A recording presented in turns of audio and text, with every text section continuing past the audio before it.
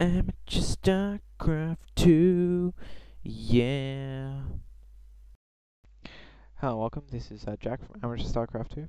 Today we'll be looking at a custom game that some of my mates played the other day. It's going to be myself and D-Boy is Terran versus Cows Go Quack, Peck Peck, and blah blah. Let's go straight into our vision here. This is a 2v3 custom, which I just want to highlight to you how we play our 2's. I play quite a lot of 2's games with D-Boy in Silver League, which is pretty amateur, but that's the whole reason for it. And just want to show you how we do things. We like to go early game aggression. I think this is a good way to handle 2's because a lot of people do like to tech up and expand fast and do quite a lot, get those early battle cruisers, whatever it may be.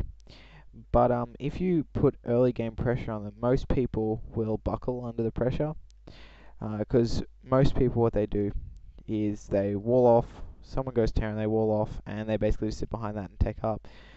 But, so what we do is we go for early game Roaches. Oh, well, I do that, and my Terran opponent goes for early game Marauders with Stimpaks and Marines. These two forces combined are very strong as they're all ranged, so we can micro our way around melee classes like Zealots. That's basically the only thing you'll see early game, and Zerglings. And they're very strong units as well. Marauders mixed with Roaches are a very strong combination, as they can take a lot of punishment, and they do deal considerable amounts of damage, especially when you get that Stimpaks. So, if you've watched my 1v1 Roach video, I basically followed the exact same thing. Got a 13 Extractor, followed up by that 13 spawning pool. As soon as that spawning pool goes down, I'm going to get a Roach Warren without making any Zerglings. Obviously, you've got a scout just to see if there's an early rush coming. Obviously, you prepare for that. But in this case, we see none of the type, as they are pretty amateur, but this is just a 2v3, so I thought we'd mix it up. So I do go ahead. That's bad. Yeah, there we go. I do go ahead and change their position, as I realize that was a stupid position, because what you want to do is you want to surprise your opponents. Most people, they come in, they scout, they see an Extractor and a spawning pool, they think, okay, early game Zerglings, Roaches, they don't really know what to expect. I could be teching up, who knows, if they haven't seen anything else.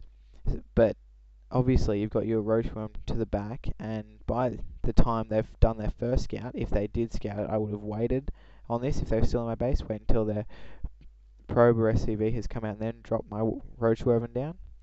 See, if they do come and attack now, I've got my Queen that I can kill their probe before it sees my Roaches. Now, after this point, basically, you just get lots and lots of Roaches. Obviously, get overlords to stop you from becoming supply blocked. What I like to do with my overlords is spawn an overlord every time I get 4 supply under my cap, because the Roaches take 2 supply each, so that's only 2 you need to spawn for it to become supply cap. It just gives you a lot of extra time. If you do see your minerals getting fairly high, just go ahead and create an additional overlord so you can pump out Roaches quicker. As basically from this point forward, all we're doing is just getting lots and lots of Roaches, and I like to put them kind of in choke formation right at the front of my base, so if they do come with an early wave now, there's basically nothing that can take that on.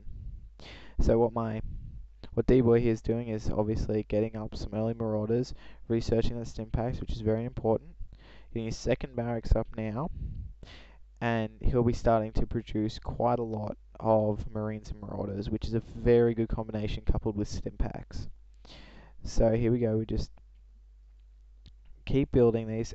In 1v1, obviously, I would push out now, but Terran and a lot of other classes can't produce units as fast as Zerg can early game. So what we do is coordination is the key to this. Make sure that your partner is ready to push out, like I'm just saying to him, just tell me when you're ready to push out. I always find that in a lot of 2's games, we always end up going at about the 50 to 70 supply mark. So we'll be pushing out pretty soon. He's got lots of coming on the way, lots of things they're building. He just got his reactor up, so his Marines will be coming out. So this one was a bit late. I don't really know why, but we probably would have pushed out by now, about 50 supply, I reckon. But it does give him time to finish off that concussive shell, which is very good when taking out lots of people that are running, and also good for microing around melee classes, well, zealots, basically, this early game. So basically, there's just waiting until we say, alright, we're going to hit this guy first. So what I do, I change where my rally point is, my hatchery, right to the edge of his base, so all my units from now go to his base. And all I do is I just make sure I've got my hatchery hotkeyed, so while I'm attacking, constantly jump back, and as soon as you can create some more roaches to reinforce your army, create the roaches. So we're pushing up now. What I love about roaches is they can attack. Yeah, here we go. See, I use my roaches as a shield for his marauders. The marauders have a lot longer range, so they can shoot over my 3 and 6. So they can shoot through my roaches, which are absorbing a lot of damage as they've got more health. See, this guy's already got siege tanks up, but just so this is, if it was a 2's game, he would obviously be very screwed right now. So we're pressing in. This is basically what happens in 2's games. We press in. The only bad thing about this is, when he does lift up, that's why we've got some more Marines on the way with that reactor, or else we would have just gone like full Marauders if Marauders attacked air, but they don't. So see, we've got some more Marauders coming down here, but that's nothing that my Zerg Roaches can't handle. Basically, they're coming up now. They'll just go in. Even though Roaches aren't particularly great against Marauders, if you overwhelm them, they are excellent. So they just couldn't do anything. So basically, we've done, I think his orbital command does die, but I don't know. So basically, we've wiped this guy out. So we've got 2 more to go. So what I'm doing here is we're just sitting back. He's oh yeah, here we go. He's sending up some more reinforcements that he's got, while I'm constantly just sending people. Now, most people, when they do get attacked, that's why like if I get attacked now, I'm screwed by the third person. But usually when people do get rushed, they don't think that. They are kind of focused on reinforcing, getting bunkers, getting anything that can help in defensive ways, like cannons and crawlers and anything they can do that way. So they don't really push out and get to your base. So that's why you can have all these nothing in your base and just all these Zerglings. Roaches in their base. So here's the second person down, and as you're seeing, with good timing, very good timing, you can take out basically 2 people with the 1 force. So he's trying to float away now and be an idiot, but that's alright. Basically, if this was a 2v2, they'd probably say GG, end it here. I just thought I'd show you. See, we go to the third person now. You basically, with the same force, we'd have in a 2v2, and just keep it like that.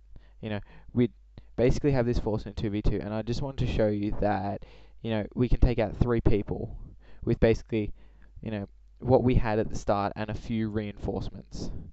So I do think we actually forget that we're in a 3's. So he no longer has any forces. He's left. And yeah, we go back here. I'm just going to speed up the game for a sec, because I do think we forget. Yeah, here we go. I'm just building a hatchery now, just because they're probably going to turtle or do something. So here we go.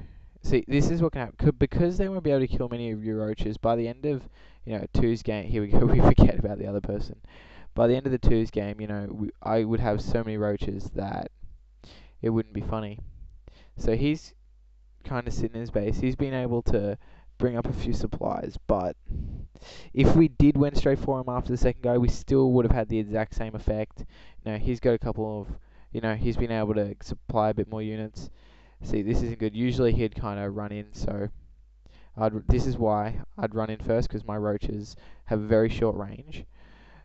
See, they're just getting supply back. Even this is, still going to be able. So he's not bad. He's got.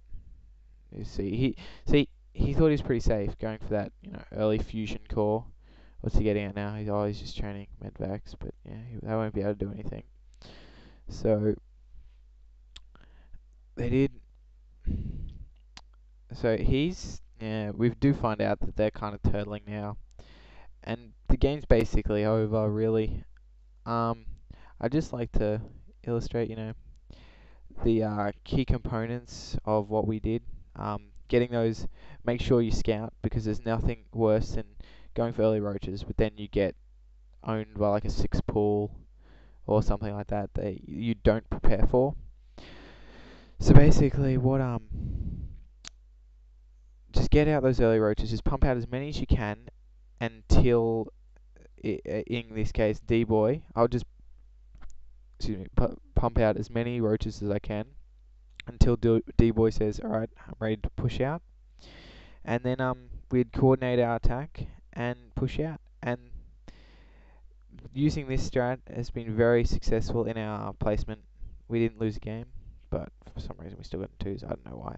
Anyway, and we've been fairly successful in encountering almost anything that we get. The only thing that we have problems with in this build is if they do get a quick void ray, or they do get a quick, I don't know, mutalisks or something like that. That's why an early push is key, because once they get them, they can start harassing you. Basically, only D-Boy can take out. See, he's kind of turtled over here. Only D-Boy can take them out. So once again, that's the general strat. I won't play the rest of the video. Basically, just requires me taking up to getting brood lords and then killing his expansion down here. But this has just been a good See, I do try Nidus in, but obviously it doesn't work, so I need to take up and get brood lords. This has just been the 2v2 strat that I use with a mix of Terran and Zerg. So I hope this strat works for you.